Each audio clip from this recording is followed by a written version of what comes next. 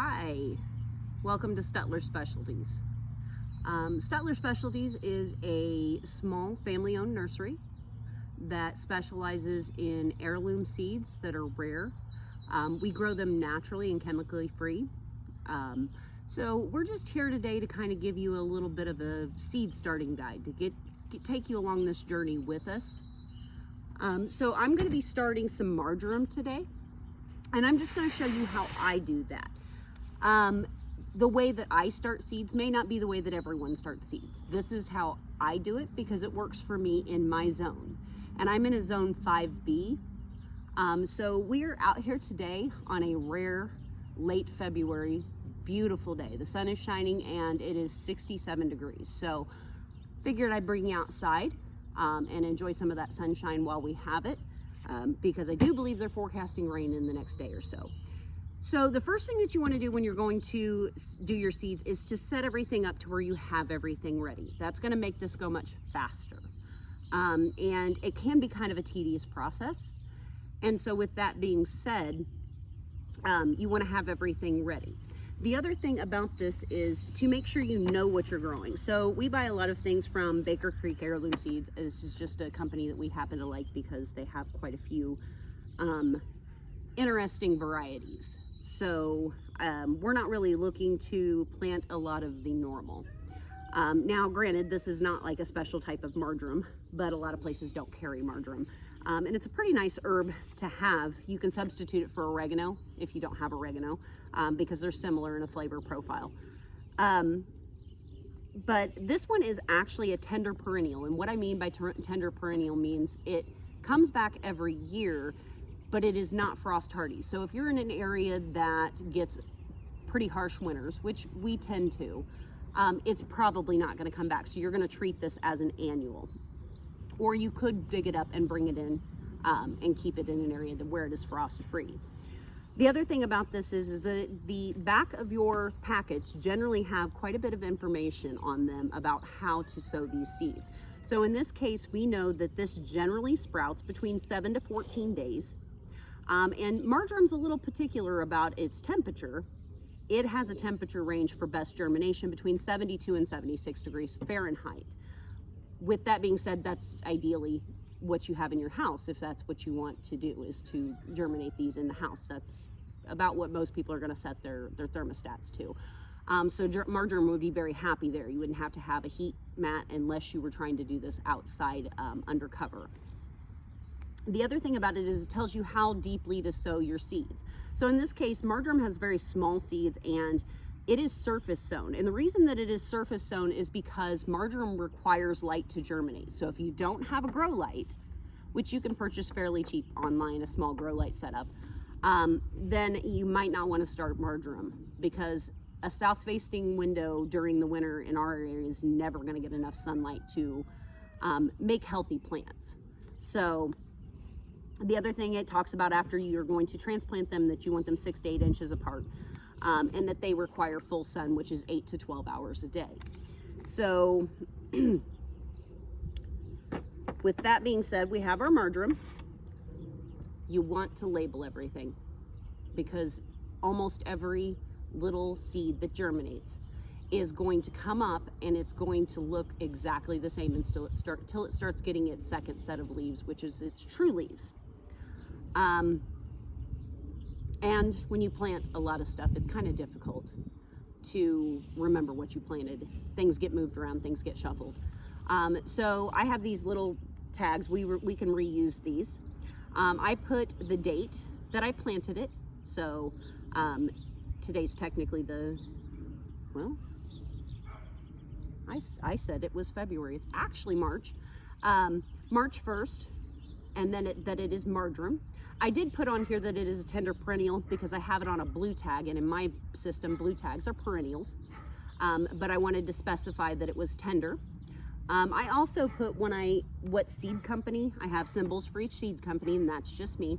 And I have a little note on here for needs light to germinate. Now, if this had a specific variety to it, I would place that on there. And the very bottom shows rows. And once I know how many rows I've planted of this, I will write that in. And that way I know from here to here is marjoram in case I'm using a flat to do more than one thing. And I put that on both sides, that's just me. So I start out with my solid flat bottom, and I'm working with 128 cell seeders, but these are little plug seeders. You don't have to do that. Personally, we are doing quite a bit. And I found very quickly that if you do anything any larger than this, you're going to be taking up a lot of space doing seeds. But for the home gardener, you know, a 6 by 6, which has 36 in it, just like you would purchase from your plants from the greenhouse, would be fine. These will have to be transplanted up and potted up later. I'm going to fill this with my seed starting mix. Now, this is not your normal potting soil or garden soil.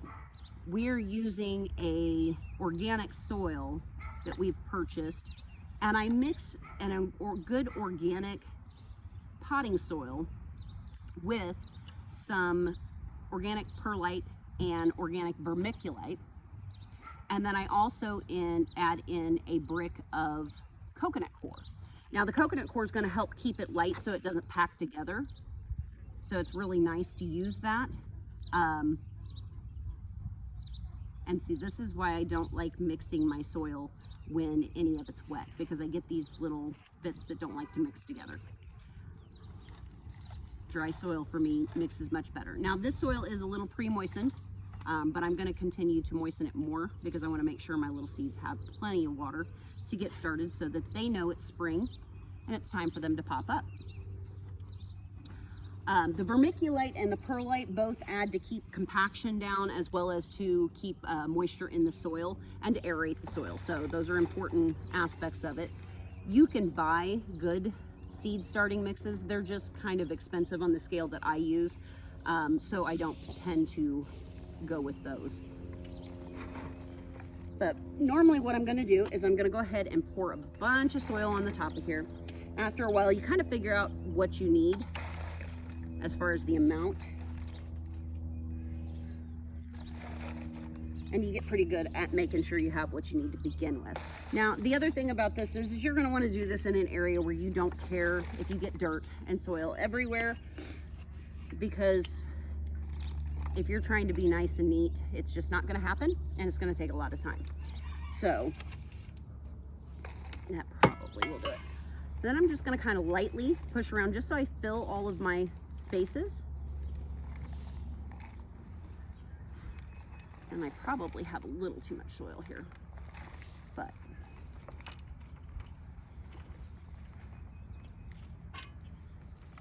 take a little off the top there. I try to just make sure if there's any bigger pieces in here that we take those out, because little seedlings are kind of tender. We don't want to have to let them fight their way through all of this to get to the top. I'm taking all that excess off. You could technically just wipe it onto the table. You're going to use it later, so it's not really a big deal. So see, there's a couple of big pieces, like little pieces of bark and everything. I don't really want those in there with my seedlings. Those are great once they get a little bit bigger, because it helps give the soil a nice little area to go down through and keeps it from compacting. So now I have this level, and all I'm going to do is go back through, and I'm going to push down a little bit to push this soil down. I don't want it real compacted, but I need it to be firm enough that my roots have something to hold on to, so that when you transplant this, your roots don't just come right off of the dirt doesn't come right off of the roots. We want them to be able to hold together. They need air, but not too much. Okay, so there's that. The next thing I'm going to do is I'm going to give this a nice little drink. So I just have a little pump sprayer here, and it's pressurized, and I'm going to go ahead and pre-wet this soil really good. And this will save me later from having to try to drown the seed, which potentially could wash it out.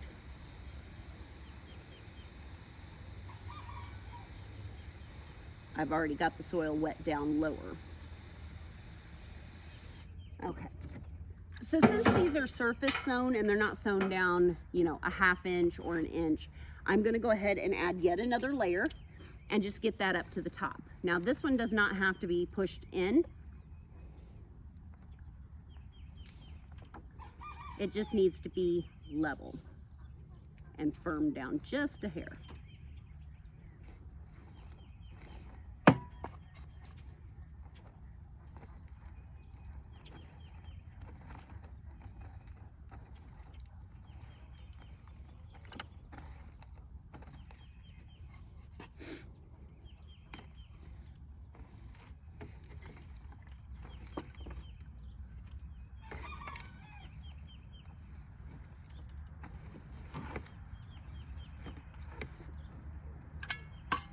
Okay, so those are all ready. The next thing I'm gonna do, I'm gonna rinse my hands just a little bit and let get those dry. I have found that if your hands are damp or really muddy and you're trying to work with seeds, they're gonna stick to your hands and make life a lot harder.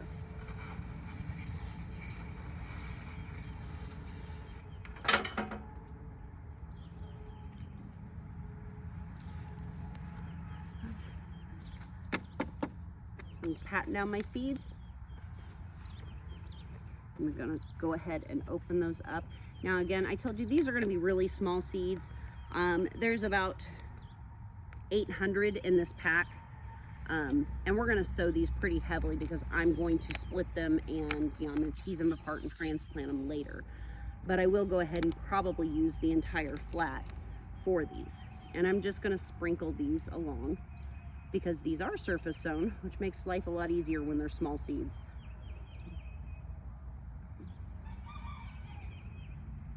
Now, if I were planting something that were a little larger that needed to be planted more individually, generally I'm going to count cells as well as how many seeds I'm putting in. I try to only pick up as many seeds as I want to drop, because it's very difficult to control if you have a bunch of them in your hands and you're trying to drop 1 or 2 in each cell. You're going to drop 3 or 4 or 5 sometimes. So like with the onion sets that I did yesterday, I picked up two for each, because I don't really want to worry about, I can thin those later or I can get rid of the extras, but I don't really want to have to worry about those having empty cells and not all seeds germinate, although I have excellent germination rates with these Baker Creek seeds. By the way, not paid by them, just happen to really like their seeds. So we've got a little bit of extra here, so I'm just gonna kind of go back and maybe fill in some of the spots that I might have been a little light on. Oh, that was a little heavy right there, but that'll be okay. And then I'm gonna go ahead and press those down a little, just to make sure the seeds are seeded in the soil before I go ahead and re-wet this again.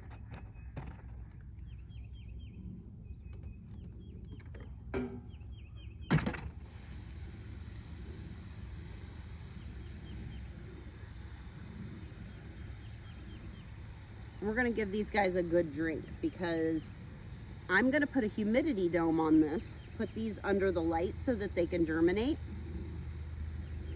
And they should be good for me to check on maybe once a day.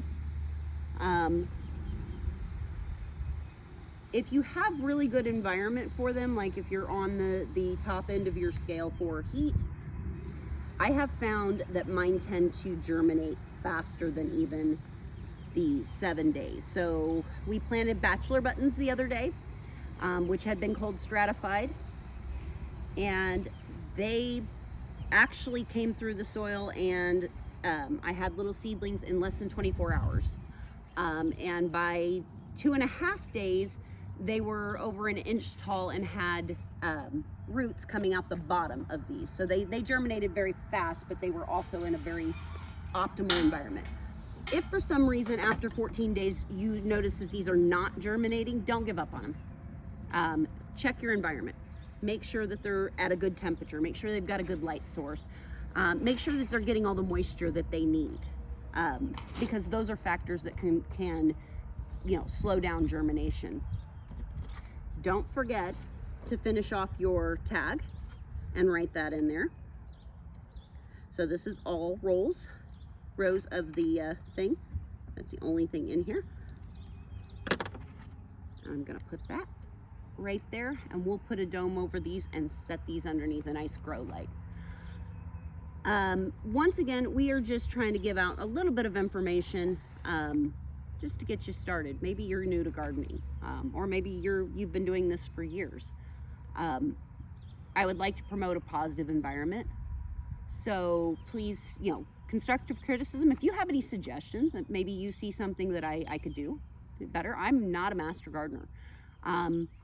I was a hobby gardener for many, many, many years, and just recently turned kind of semi-professional. But we can all learn. But it's not a good environment to learn in if you are being negative. So please keep everything positive. We're out here just trying to help people out. If for some reason, again, if we find that maybe I have said something in error, let me know. We can always update that. But once again, we are here from Stutler Specialties. We are a specialty greenhouse. We have heirloom vegetables and flowers.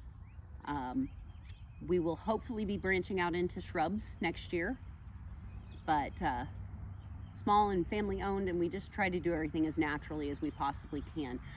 We believe your food should nourish you, and that's what we've set out to do. We also sell a little produce just to supplement during the later months when the greenhouse, of course, is not active. So get a hold of us. We actually are going to be open for business starting in the spring. We should be at farmers markets and available by appointment. So once again, it was good to see you guys. Come join me next time when we make a mess.